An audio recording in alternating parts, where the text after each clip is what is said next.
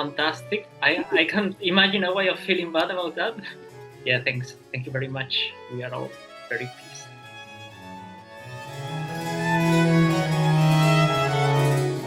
Well, I started quite soon regarding early music because usually people mm, start these studies after maybe a classical music bachelor.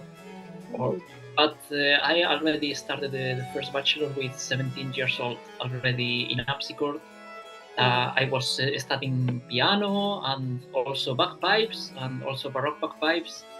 And I loved already bass continuo and improvisation. So the harpsichord, not only playing the instrument, the pleasure of playing that instrument, but also the repertoire of that instrument and the repertoire of the whole Baroque music, which I think I have a strong emotional link with that, and I can really communicate a lot. I feel very comfortable with this musical language. So yeah, I could find this since my teens. So yeah, I started really early.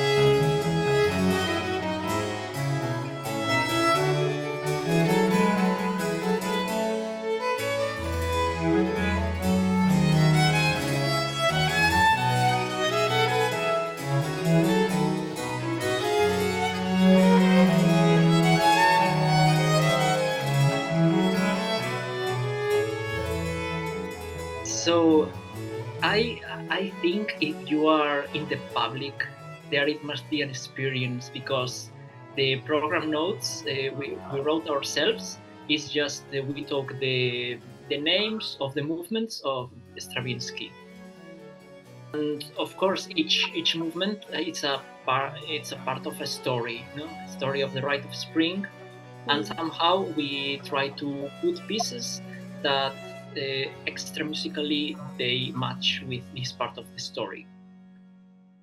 And not all the pieces are Baroque pieces; they are also historical compositions and also arrangements.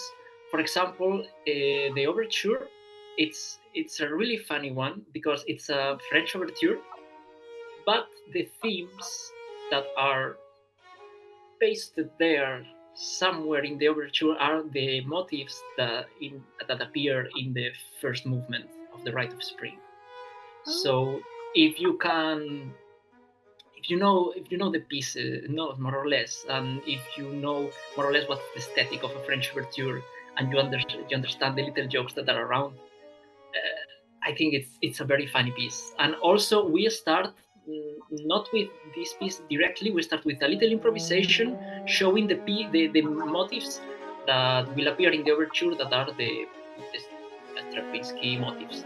So then it's of course at the same time easier to recognize them in the overture.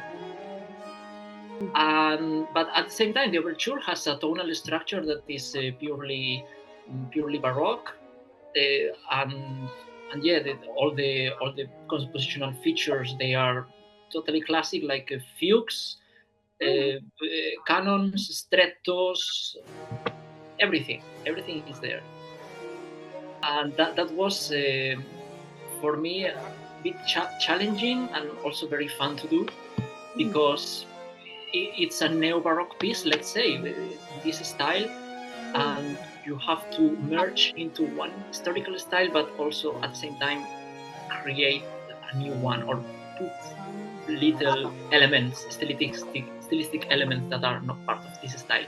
But at the same time, it has to be coherent.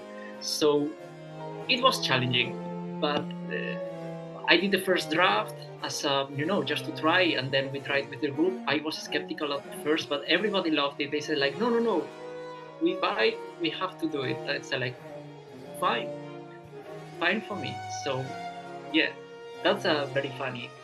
And then we also have pieces by Corelli, Parcel, Marini, Pandolfi, They are all Baroque pieces, but they match different parts of the Rite of Spring. For example, the round dance is a chaconne by Pandolfi because it's in a loop, so it somehow wants to show that how the people is having the round dance, let's say. Then in the part of the ancestors, we sing also Gregorian chant, then after the cello plays the Gregorian chant, and there are I wrote a conductus in 13th century style, more or less, with the two violins over the Gregorian chant.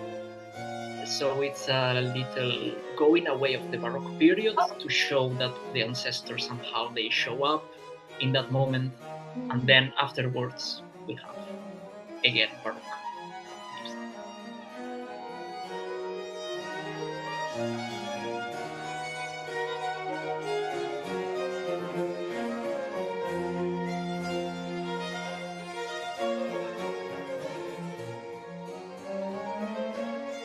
It wasn't about the ballet precisely, it was more the story.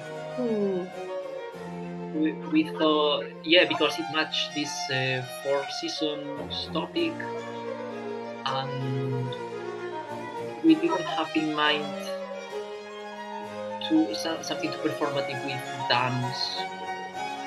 We might do it in the future, but for now we want to keep it as a pure musical project, and all the little performance we do, like going out to sing or moving around a bit, for now they are minimum, because it's really not necessary. The music already tells everything, and the texts. So you have this expectation. You read the text. For example, the appearance of the cello somehow, which comes from the bottom of the earth and comes singing the cold song. So it's somehow we finish the Tambourin by Rameau, and then this appears with a song that really it has this mood somehow. So when you read the text and you think, what will come? How would it be musically? So you have another experience listening to music.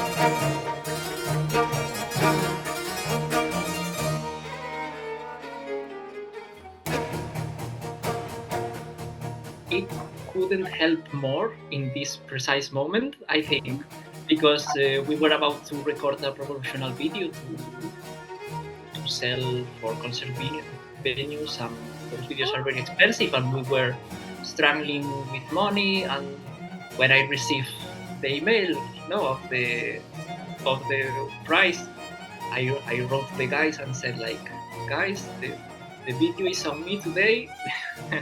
Because we just have this money now that came miraculously from Canada. So everything goes directly to the project and to do the videos. So we want to do it as good as possible, and for promotion and everything, photos, everything we can do to put this in the stage.